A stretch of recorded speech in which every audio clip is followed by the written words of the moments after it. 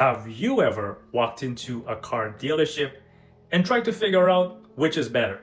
Should you buy, should you lease, or should you finance?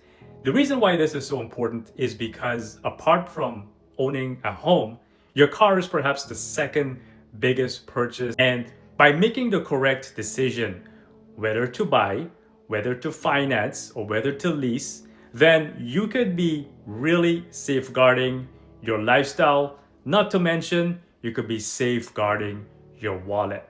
So we're gonna look at which is better. Should you buy, should you lease, or should you finance when you are making your next purchase? We will answer that question.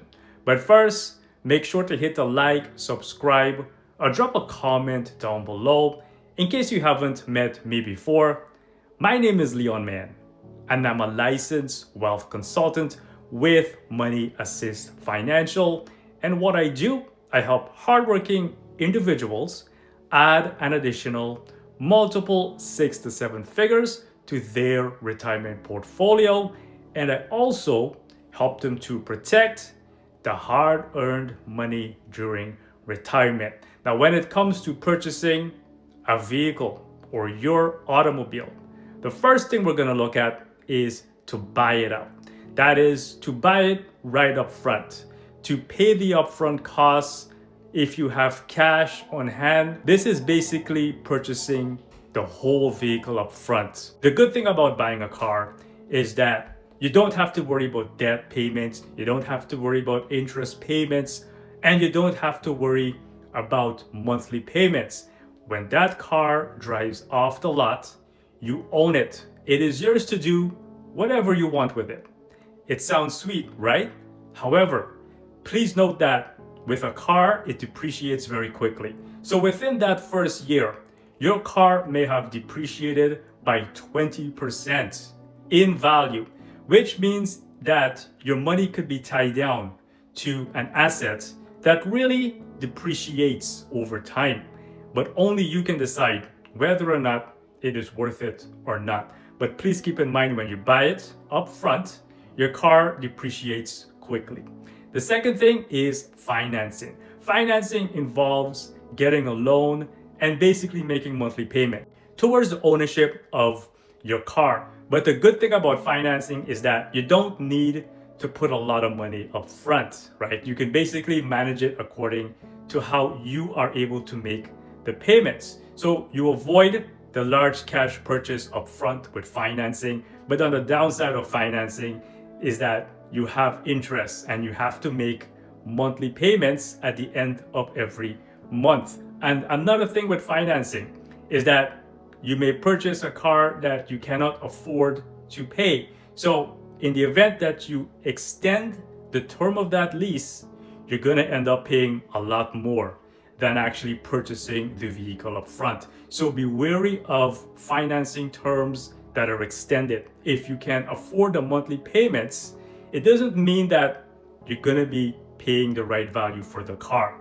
The rule of thumb when you're financing is that do not focus on the monthly payments alone. You wanna focus on the overall cost of the vehicle, how it relates to the gas prices, the maintenance fees in relation to your car payments. You wanna make sure it is aligned. If you're paying too much, it is not worth it.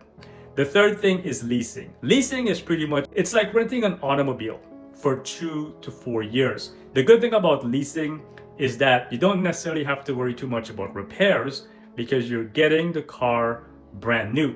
And if you like new vehicles, you have the opportunity to purchase the latest gadgets and technology in an automobile. Now, the down part about leasing an automobile is that you have limitations, meaning that you have limitations on mileage, wear and tear fees, and at the end of that lease, you have to give back the car. The car is not really yours. You do not own the automobile unless you decide to buy it out.